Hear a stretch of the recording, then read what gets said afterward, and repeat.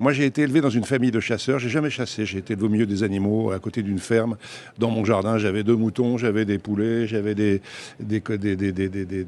lapins, des canards et des pigeons. J'ai été élevé au milieu des animaux. J'allais traire les vaches de mon voisin quand j'étais petit pour ramener du lait à la maison.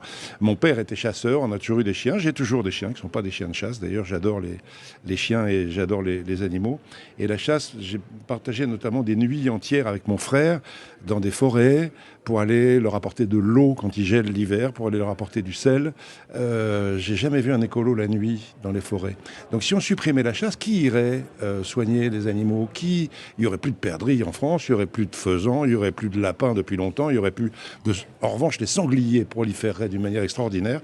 Donc je suis d'accord avec madame, il faut défendre le bien-être animal, éviter de martyriser les animaux, les abandons d'animaux, c'est un truc horrible, et vous avez raison de vous bagarrer là-dessus. Mais est-ce qu'on peut, Jean-Pierre Pernaut, résumer la ruralité à la chasse? Non, on ne la résume pas du tout à la chasse. Ça fait partie des traditions et je défends ces traditions-là. Si je peux juste me permettre de réagir, vous avez parlé des faisans, des perdrix. Vous savez qu'il y a 20 millions d'animaux, dont les faisans et les perdrix, qui sont élevés pour être lâchés et pour servir de cible vivante. Bien évidemment, s'il n'y avait pas de chasseurs, il n'y aurait plus ces animaux-là, depuis longtemps. Ah non, mais là, ils sont élevés pour être lâchés. Donc, ils ne sont pas du tout dans la nature. Ce sont des animaux qui n'arrivent même pas à se déplacer. Non, ils existent encore.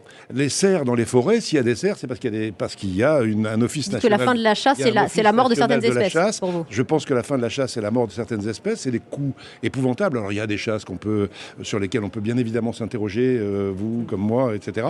Mais ça fait partie des traditions rurales. Et je pense que les traditions rurales, on ne peut pas les gommer d'un trait de plume comme ça. En revanche, il faut faire attention au bien-être animal, bien évidemment. Retrouvez tout France Bleu sur francebleu.fr.